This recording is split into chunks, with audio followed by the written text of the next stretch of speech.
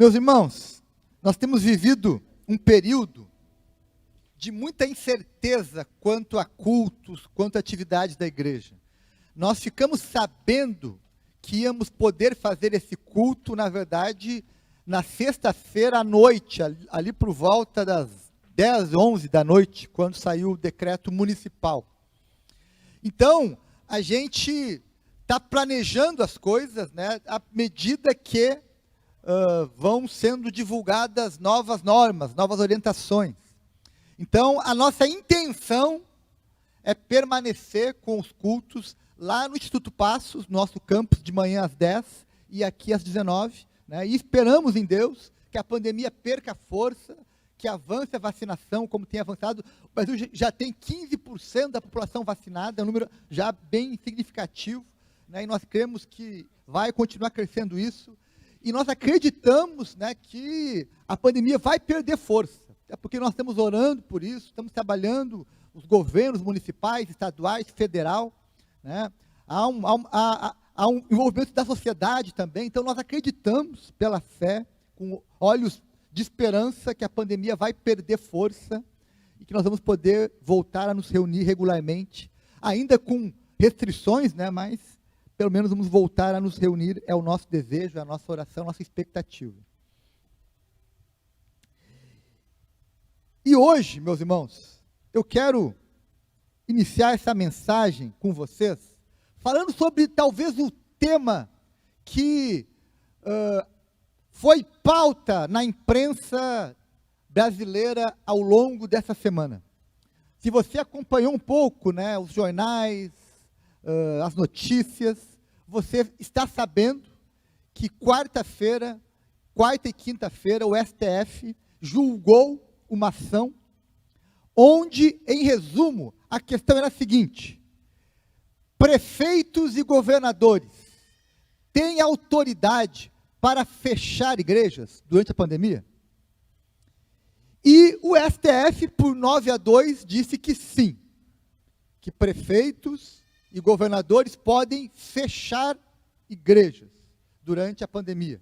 Segundo eles, por uma questão de saúde. Mas, meus irmãos, eu vim aqui hoje falar para vocês que eu acreditei no ano passado, porque nós estamos sem cultos presenciais, em 13 meses de pandemia, nós tivemos no máximo uns 10 cultos presenciais aqui no Passo da Areia, em 13 meses. Ou seja, isso dá menos de um culto por mês. Nós passamos vários meses aqui, com a igreja fechada, só vinha aqui quem fazia o culto e a equipe. Tinha aqui 10 pessoas fazendo culto, mais ninguém, por vários meses. E eu acreditei, Mônica e Joyce, que o que estava por trás disso era realmente uma preocupação com questões sanitárias. Eu acreditei que realmente os governos estavam preocupados, olha, vamos fechar as igrejas apenas por um período curto, né, por uma questão provisória, para preservar a saúde. Mas eu estou revendo a minha opinião sobre isso. Sabe por quê? Porque eu vou trazer alguns exemplos para vocês de coisas muito preocupantes que estão acontecendo no mundo. O Canadá, que é um país de primeiro mundo, onde tem baixo índice de mortes pela pandemia, enfim, a pandemia no Canadá é muito mais fraca do que na América Latina, do que da Europa, em muitos lugares. E o Canadá proibiu igrejas de se reunir, ainda essa semana. Inclusive, nessa semana, teve um prefeito de uma cidade que mandou a polícia colocar gradis em volta do prédio para que os membros da igreja não acessassem a igreja. Sim, essa semana no Canadá. O governo da Califórnia, a Califórnia, o berço, né, do progressismo americano, né, aquela parte americana mais liberal, a Califórnia está há meses tentando fechar igrejas, mas há meses os cassinos estão abertos. E a Suprema Corte Americana, hoje, pela certa vez emitiu um parecer proibindo o governo da Califórnia de fechar igrejas. E os Estados Unidos é o país que mais vacina no mundo. Está disparado, comprou todo o estoque de vacina da Pfizer. Já vacinou 140 milhões de americanos. E mesmo assim querer fechar a igreja. Então, meus irmãos, o que está por trás, me parece, não é apenas uma preocupação com a pandemia. Não querem apenas conter o vírus, mas também querem conter o avanço do cristianismo. E hoje, meus irmãos, eu vim aqui, nesse culto, que está sendo filmado, que está sendo visto por você e por outras pessoas, eu vim aqui dizer para vocês hoje, que igreja é essencial, e que não existe liberdade de crença sem liberdade de culto, como foi dito no STF essa semana. Essa semana, o STF disse o seguinte: o Brasil respeita a liberdade de crença. Não estamos perseguindo ninguém, diz lá os ministros, porque as pessoas podem ter a fé que quiserem, mas quando proíbem de exercerem a fé se reunindo, sim, estão impedindo inclusive o direito de crença, porque no cristianismo não é possível ser igreja sozinho na sua casa. Não é possível ser igreja apenas assistindo pela televisão, como alguns ministros insinuaram. Por isso, nessa noite, meus irmãos, eu estou aqui fazendo uma defesa da liberdade de fé e chamando a atenção de você, para que você não seja ingênuo. Quando algumas pessoas ficam dizendo, a igreja não é o templo, eu sei que não é o templo. Nós sabemos disso muito bem, tanto é que a nossa igreja já mudou de templo 5 vezes. Não temos nenhum problema em ter templos ou não. Não é o templo que nós estamos preocupados, mas com as pessoas que dão vida ao templo. Nós sabemos sim que a igreja não é o templo, mas a igreja são as pessoas reunidas em torno de Jesus. E para mim, meus irmãos, não tem problema nenhum se nós não nos reunimos no templo, mas nos reunimos embaixo de uma árvore, num parque, numa calçada, em qualquer lugar. O que eu não aceito é que nos impeçam de nos reunir. E em tese, em nome da saúde, mas meus irmãos, não é em nome da saúde. Porque se fosse em nome da saúde, bem, muitas coisas não poderiam estar funcionando. Mas para mim, meus irmãos, o que está em jogo, e é isso que eu quero chamar a sua atenção, é que existe uma batalha cultural em nossa geração, muito forte. Sempre houve. Toda a sociedade, historicamente, ela é movida pelos seus valores. E toda a sociedade, ao longo da história, ela tem uma hegemonia cultural, alguns valores que são hegemônicos. E, meus irmãos, de algumas gerações para cá, né, de algumas décadas para cá, nós temos sido alvo, nós igreja, tradição judaico-cristã, tem sido alvo de ataques permanentes de grupos que querem tirar a influência judaico-cristã da sociedade. Querem enfraquecer a igreja, o cristianismo, a mensagem cristã, para impor ou para defender outros valores. E, meus irmãos, você não tem limite do que tem por trás disso. Você não imagina o que tem de pessoas, você não imagina as teses e as ideias que esses grupos defendem.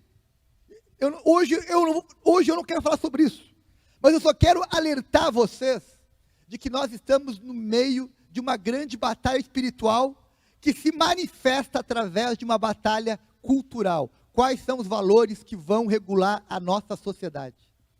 E, sim, muita gente, a imprensa, políticos, gestores, enfim, estão dizendo, igreja não é importante. Igreja não é importante, por quê? Querem tirar a influência, querem enfraquecer. Agora, isso não é novo. A gente sabe que a igreja, ao longo dos anos, ela sofreu perseguições cíclicas. Houve épocas de perseguição maior e épocas de perseguição menor. Mas ao longo da história a igreja sempre foi um problema para o sistema do mundo, para aquilo que Jesus disse que o mundo jaz no maligno. E eu quero iniciar essa pregação chamando você a ler alguns textos bíblicos comigo. E a pensar sobre as implicações desses textos. Primeiro, eu queria que você lembrasse que Jesus, em João 12, 31, em João 14, 30 e em João 16, 11, ele chamou Satanás de príncipe deste mundo. Como assim? Será que Satanás é quem governa esse mundo? Olha só, o mundo criado por Deus, quem governa é Deus. Deus governa a sua criação. Agora, o mundo dos homens, o sistema que os homens construíram para regular sua vida social. Bem, esse sistema, sim, é governado e é influenciado pelo príncipe deste mundo, que é Satanás. Por isso que a Bíblia adverte, olha, não ameis o mundo, não se amoldem ao mundo. Por quê? Porque esse é o mundo dos homens, não é o mundo de Deus. E esse mundo dos homens é um mundo que Satanás é o príncipe. 1 João capítulo 5, verso 19, diz o seguinte: sabemos que somos de Deus e que o mundo todo está debaixo do poder do maligno. Qual o mundo? O mundo dos homens.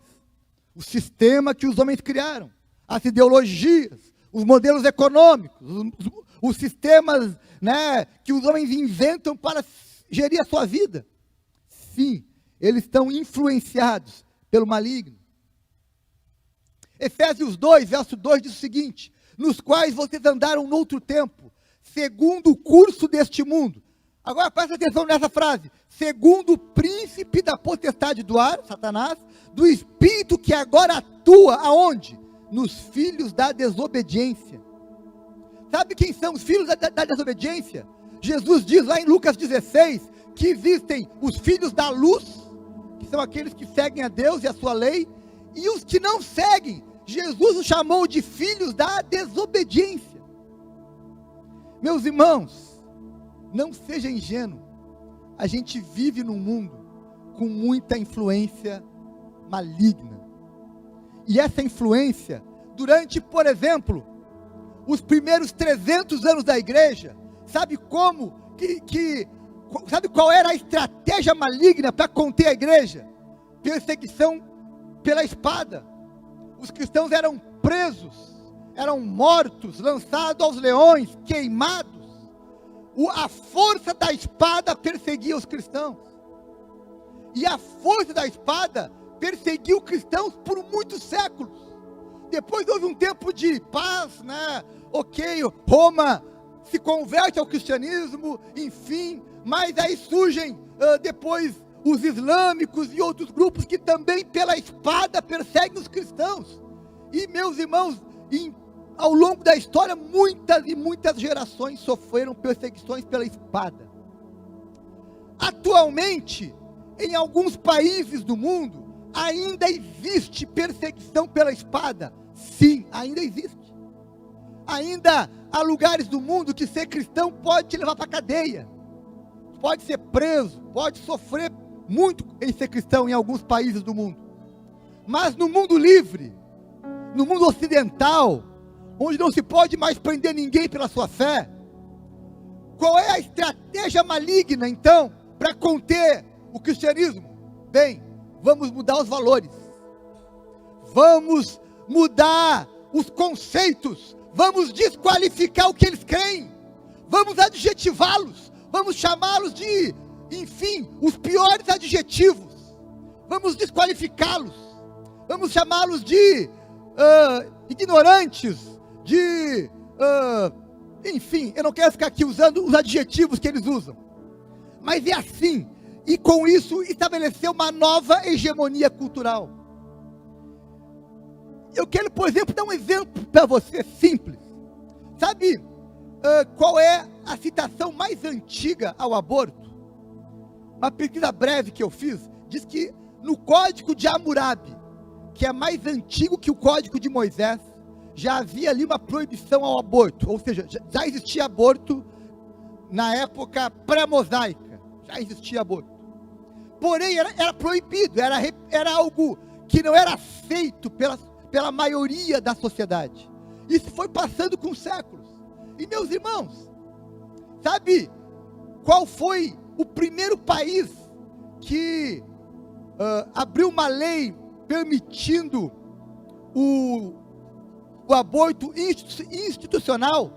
Foi a União Soviética, 1930. Depois a Alemanha nazista. A Alemanha nazista criou isso apenas para os não alemães, né? Eles queriam abortar, né, as crianças que não eram alemãs. Ok, até então, meus irmãos, o aborto era mal visto. Por quê? Porque o cristianismo surgiu defendendo a vida desde a concepção, e por séculos e séculos ninguém questionou isso. Havia quem fazia? Claro que havia, mas não era algo aceito pela maioria da sociedade. Por quê? Por causa da hegemonia cultural.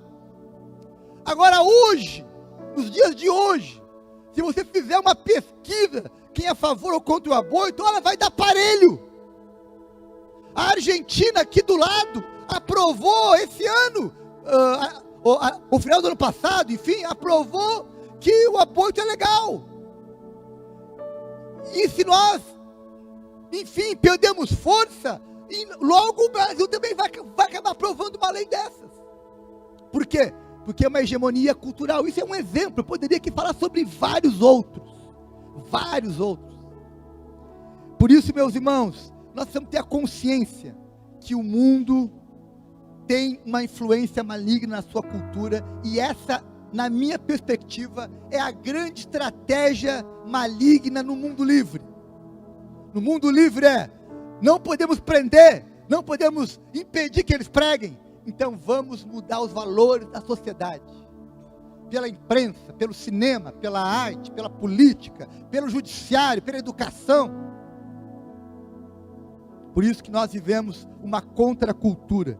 Eu queria dizer para vocês o seguinte, meus irmãos, que a cultura do reino de Deus não é a mesma cultura do reino dos homens, e há um choque, e por isso que a igreja incomoda, por isso que a igreja incomoda muitas pessoas, por isso que ela incomoda os mais progressistas, os mais liberais, incomoda, porque a cultura, aquilo que nós defendemos, aquilo que nós valorizamos, bate de frente com muitas bandeiras e teses liberais. E, meus irmãos, eu até entendo, pastor Marcelo, quando os céticos, os incrédulos, os adversários da fé usam esses artifícios. Agora, eu não compreendo quando os cristãos caem nesse canto da sereia e começam a achar que realmente temos que fechar igrejas, não podemos abrir igrejas, não podemos fazer cultos, não, vamos, cada um ore na sua casa, não precisamos mais de templos, não precisamos mais, né, de igrejas grandes, de igrejas que tenham expressão social, não precisamos disso. Meus irmãos, não seja ingênuo, por trás disso não está a questão da pandemia, tem muito mais por trás disso. Me parece que querem tirar as pessoas dos cultos, para depois tirá-las da igreja, e depois tirar a sua fé. É um ciclo, né? Tire da igreja, tire dos cultos, a pessoa vai enfraquecendo, tire depois da igreja. Nessa pandemia, nesses últimos 13 meses, muitas pessoas que congregavam conosco sumiram, desapareceram, enfraqueceram na fé, se perderam, pararam de orar, pararam de ler a Bíblia, pararam de buscar a Deus. E aí, tira do culto, tira da igreja, daqui a pouco tira a sua fé, daqui a pouco vai virar um apóstata. Sabe o que é um apóstata? Alguém que abandonou a fé, alguém que virou as costas para Jesus. E aí, meus irmãos, sabe quais são os efeitos colaterais desse movimento? Aí vai surgir os desigrejados, que são aqueles que se declaram cristãos, mas que o que mais fazem é bater nos cristãos. Os desigrejados são aqueles que são contra a igreja, dizem que são de Cristo e ficam pelas redes sociais atacando a igreja dia após dia. Os desigrejados, que são os revoltados, uns desviados talvez. Por quê? Tire o povo do culto, cada um na sua casa, sem templos. Deus não está em prédios. Sim, é óbvio que ele não está em prédios, mas ele está no meio do seu povo, ele reúne o seu povo. O que nós queremos, meus irmãos, não é idolatrar os prédios. O que nós queremos é reunir nosso povo para buscar Jesus, para ser instruído, para ser encorajado, para ser amado, para ser encorajado a servir e a buscar cada vez mais a sua fé em Jesus. Para que não enfraqueçam, para que não esfriem, para que não se percam, para que não sejam enganados. Parem de dizer, igreja quer abrir para ganhar dinheiro, não é verdade. Nós aqui estamos com quase um ano fechado e não estamos por aí pedindo dinheiro para ninguém. Não é essa a verdade, não é essa a intenção. O que eu quero, o que nós queremos é reunir nosso povo, é buscar Deus, é pastorear o rebanho que Deus nos confiou. Então parem com essa bobagem. Desculpa, gente. Talvez eu estou falando não para você hoje. Estou falando hoje para o mundo. Para quem vai ouvir essa palavra um dia. Eu estou falando para quem está longe, ateando pedra, criticando, canelando, fazendo um jogo das trevas sem se dar conta. É para eles que eu estou falando nessa noite. E para advertir vocês que não caiam nesse canto da sereia. Meus irmãos, tem uma palavra mal compreendida em nossos dias, que eu quero que você entenda. Ser conservador não é ser um eleitor do Bolsonaro, por exemplo.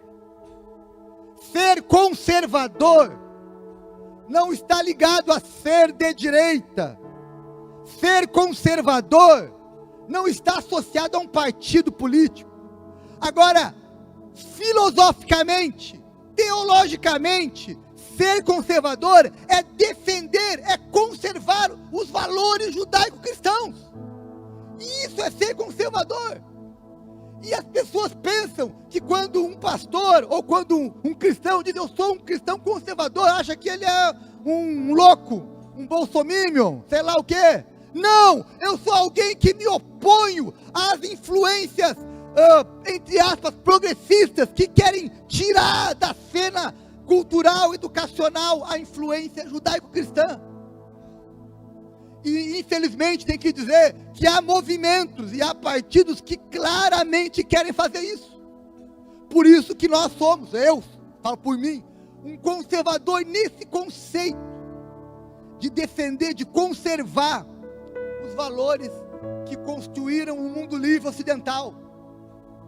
Os valores que nos trouxeram até aqui, que construíram o conceito de família, o conceito de liberdade, o conceito de Estado laico. Sim, isso é uma herança conservadora, judaico-cristã. E é isso que nós defendemos. Meus irmãos, eu falei tudo isso até aqui como introdução, tá? Porque eu quero falar hoje sobre o que é a igreja. E meus irmãos, tem um teólogo, um pensador chamado Mike Dever, que é uma pessoa que me inspira muito em muitos temas. E o Mike Dever dá uma definição sobre igreja, que eu queria que você guardasse, anotasse, aprendesse com ela. O que é uma igreja bíblica, neotestamentária? É uma congregação de membros convertidos a Jesus Cristo. Ou seja, só pode ser parte de uma igreja quem é convertido a Jesus, cumprindo responsabilidades que Cristo lhes deu através das Escrituras. Ou seja, é uma comunidade de pessoas convertidas com responsabilidades bíblicas, que se reúnem regularmente, eles têm um encontro, eles têm culto, eles têm liturgia, eles têm práticas comuns, coletivas, liderados por um ou mais pastores piedosos, pastores íntegros, sérios, buscando em unidade glorificar a Deus através do seu testemunho e serviço. Meus irmãos, a declaração doutrinária dos batistas diz isso em outras palavras, e aqui o Mike Dever resumiu isso de uma forma brilhante, na minha perspectiva.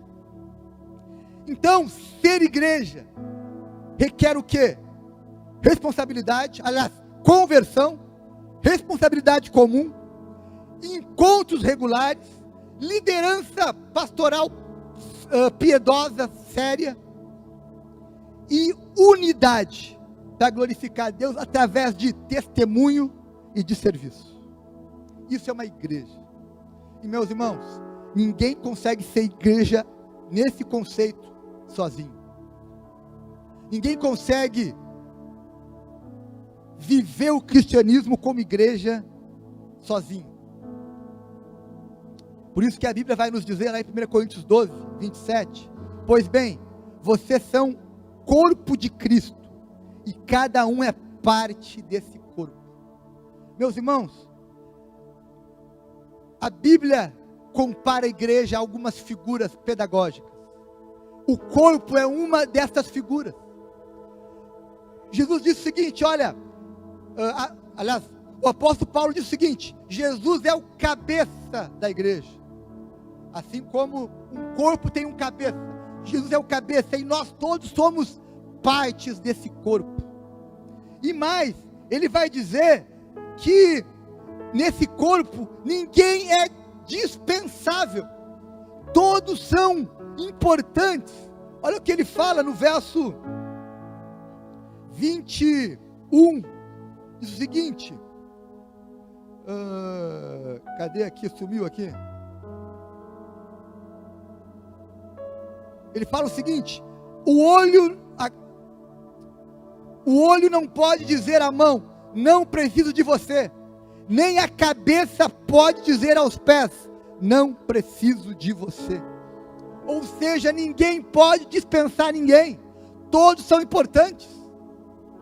Isso é igreja, corpo. Por isso, meus irmãos, no cristianismo, nós não podemos viver a nossa fé isolados e sozinhos. Nós temos que vivê-la em comunidade. O cristianismo é uma experiência comunitária. Comunitária. Eu não tenho problema, meus irmãos, de me reunir aqui com 10% da igreja, com 20%, com 30%. Não tem problema, nem em me reunir só eu e os músicos, como fizemos aqui por muitos meses.